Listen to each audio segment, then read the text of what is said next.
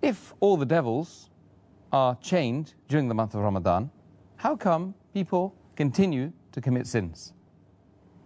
And I do agree with you, this is a common question. And I remember several years back when I was in school and when I heard this hadith that the devils are chained in the month of Ramadan, immediately the question that came to my mind, and the question that comes to many Muslims' mind and many non-Muslims, is that if the devils are chained, then how do human beings yet commit sins?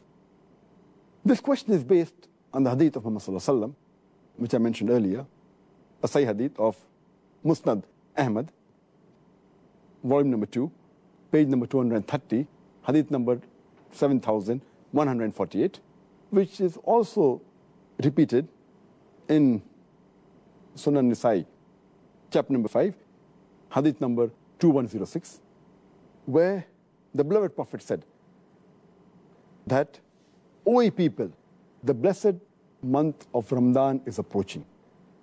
And Allah has ordained for you that you fast in this month. And the gates of heaven will be open in this month, and the gates of hell will be closed.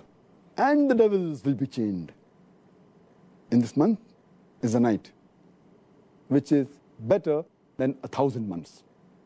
And a person who's deprived of the blessing in this month is truly a deprived person. Now, when we get this hadith, it clearly mentions that in this month of Ramadan, the devils will be chained. And it's a logical question. If devils are chained, then how do human beings yet commit sins? To make the people understand, we have to realize that when the devils are chained, it does not mean that the devils are slain. They have been killed. They're yet present, but they're chained. They're not killed. The power is yet there, but it is diminished. For a better understanding, I'd like to give you an example that when there is a lion or a tiger who is free, there are high chances that he may kill you. Your life is in danger. But the moment that tiger or that lion is chained, you are safe. You are safe as long as you maintain a safe distance.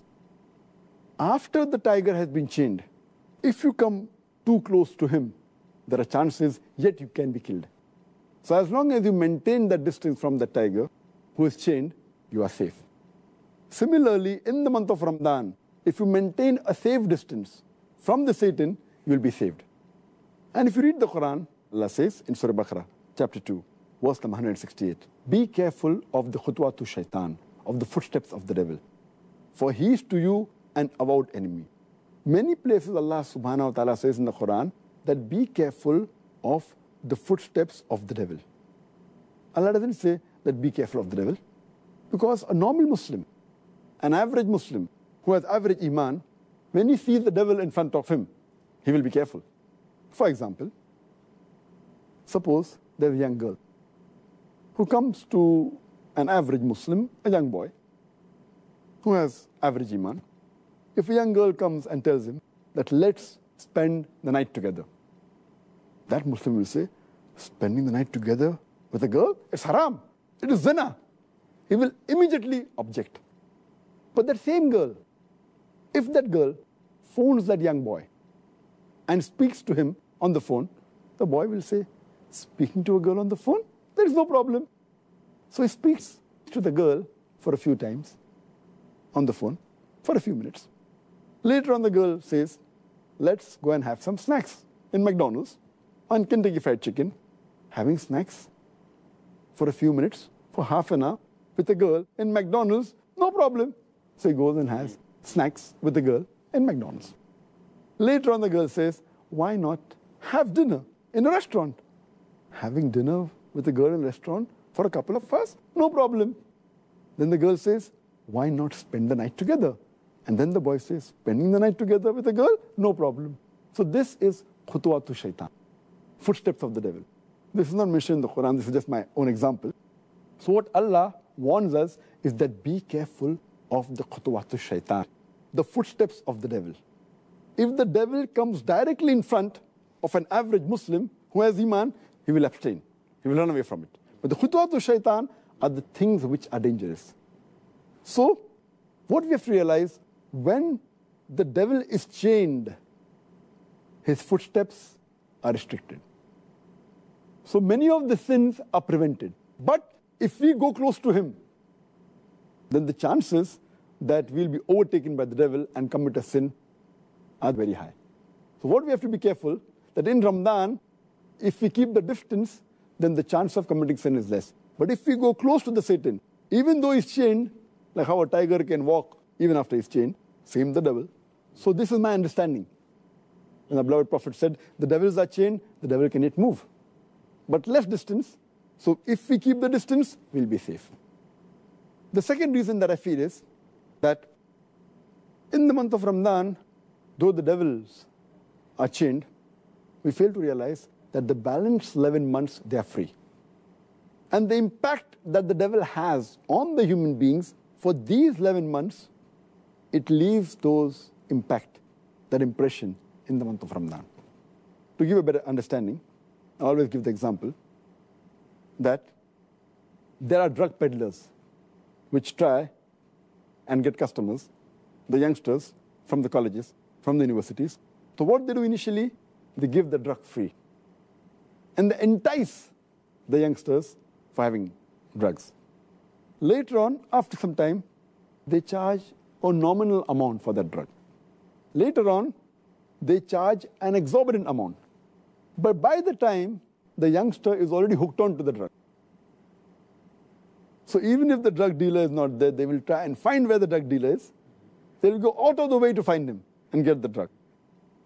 And many of them, even if the drug peddler, the drug dealer, is imprisoned by the law, they will go out of the way to find someone else. They may go in a chemist shop and buy mandrakes, whatever it is. They are so much hooked onto it. So these people who have become addicts to drugs, or rather say, addicted to the Satan, even though the Satan is imprisoned, the effect is yet there.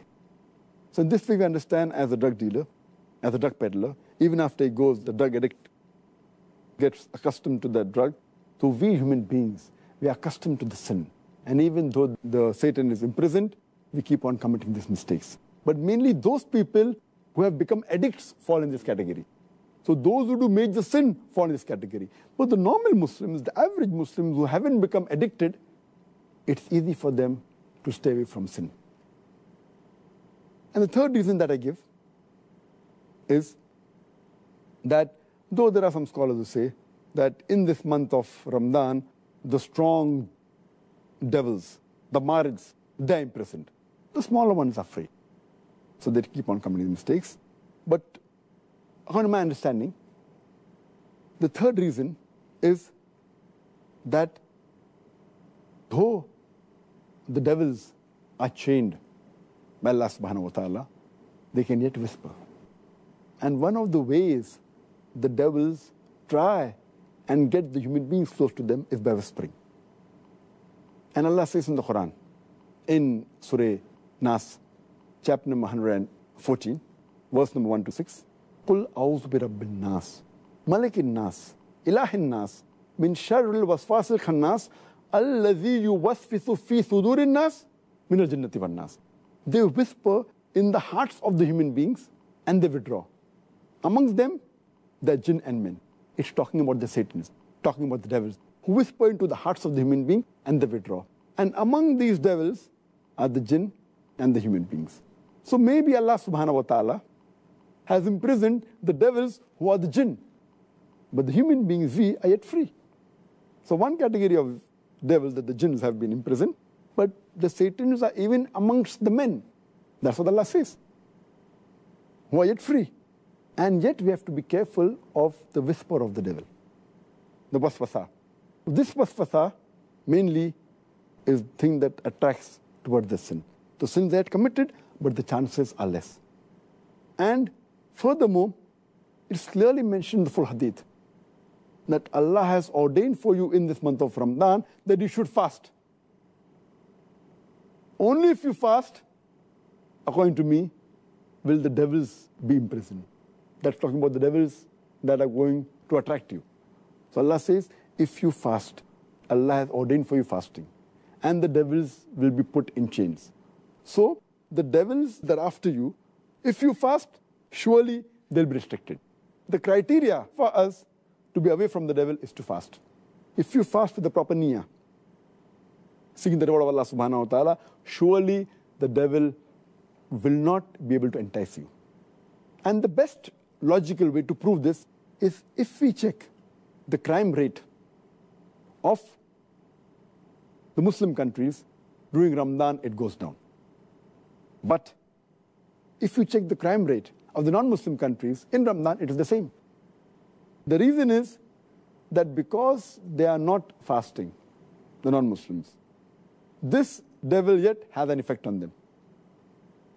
Because the Muslims are fasting, if not all properly, at least majority, or at least quite a large number. So because of that, the crime rate in the Muslim countries in the month of Ramadan is low as compared to the other months.